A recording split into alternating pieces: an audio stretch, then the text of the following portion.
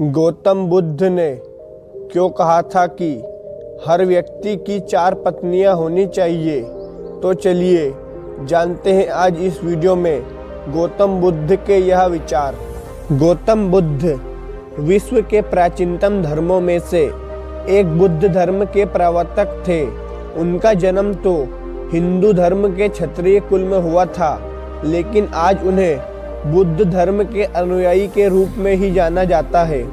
गौतम बुद्ध के विचार एवं उनके उपदेश को लोग अपने सिर के माथे पर बिठाते हैं, उनका पालन करते हैं, लेकिन उनके एक जिस विचार के बारे में हम यह बताने जा रहे हैं उसे सुनकर वाकई में आप चकित होने वाले हो। गौतम बुद्ध के अनुसार किसी व्यक्ति की एक नहीं, 2 नहीं, बल्कि पूरी 4 पत्नियां होनी चाहिए।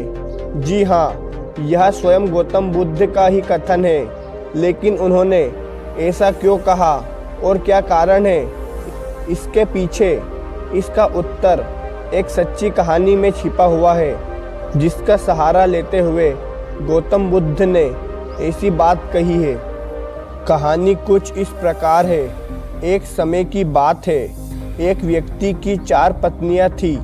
यह उस दौर की बात है जब भारत में एक पुरुष को एक से अधिक पत्नियां रखने की इजाज़त थी। उसका जीवन काफ़ी अच्छा चल रहा था, लेकिन परेशानियां भी दूर नहीं थी। वह काफ़ी बीमार पड़ गया। उसकी बीमारी ठीक ना होने की कगार पर थी।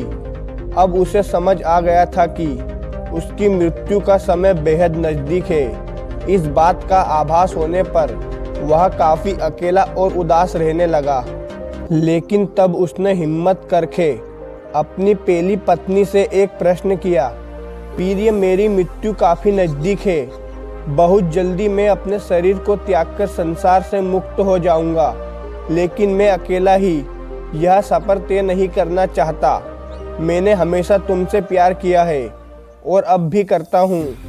क्या तुम मृत्यु के बाद मेरे साथ चलोगी जहाँ मैं जाऊँगा?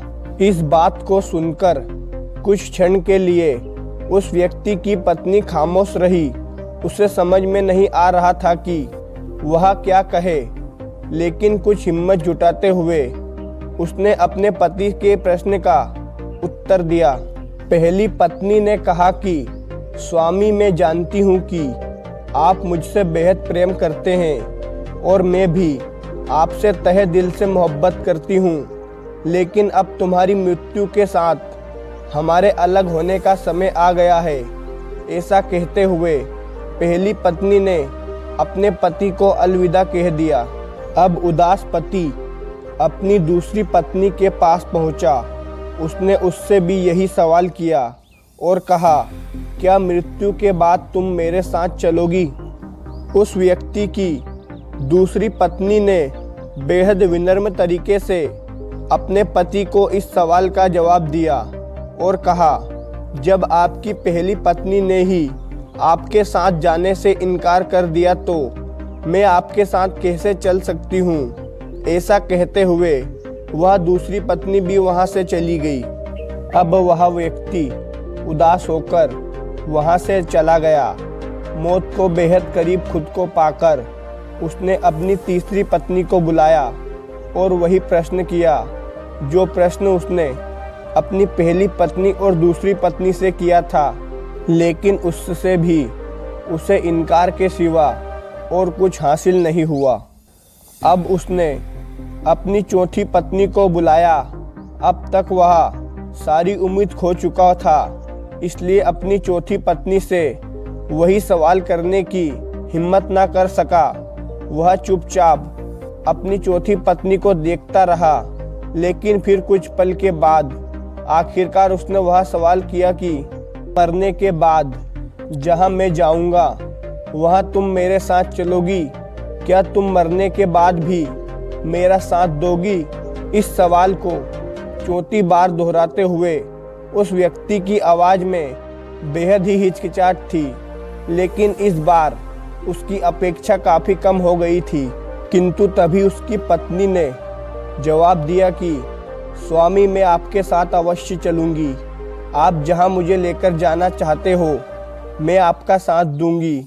मैं स्वयं भी आपसे दूर नहीं रह सकती, इसलिए आप जहां भी जा रहे हो मुझे अपने साथ जरूर लेकर चलें। इस कहानी को सुनते हुए गौतम बुद्ध ने अंत में कहा है कि हर पुरुष एवं महिला के पास 4 पत्नियां एवं 4 पति होने चाहिए, ताकि उसे भी चौथी बार हाँ सुनने को मिल सके। किंतु कहानी में बताई गई 4 पत्नी को गौतम बुद्ध ने जीवन के एक खास पहलू के साथ जोड़ा है। क्या है वह, आगे जानिए। गौतम बुद्ध के अनुसार कहानी में पहली पत्नी हमारा शरीर है, जिसे हम कभी भी मृत्यु के बाद अपने साथ नहीं ले जा सकते। मनुष्य कितना ही प्रयत्न क्यों ना कर ले, लेकिन उसका शरीर मृत्यु के बाद उसके साथ नहीं जाता।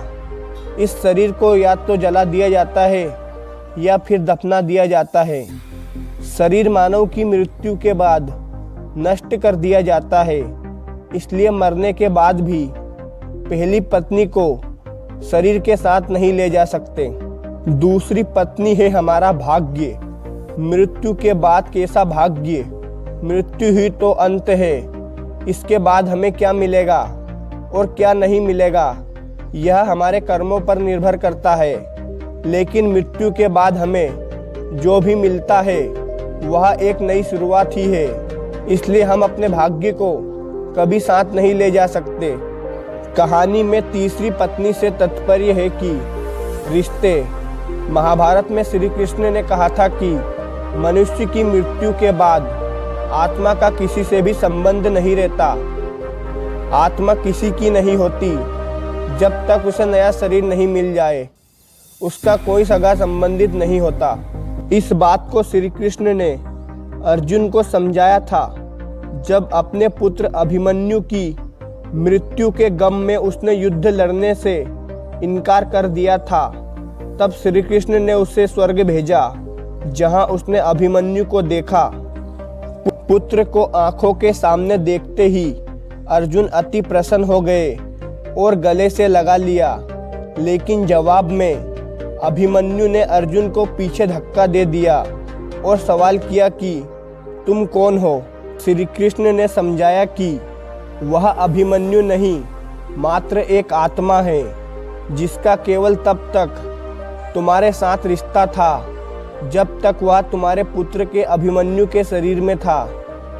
अब नया शरीर मिलने तक यह आत्मा किसी की नहीं कहलाएगी।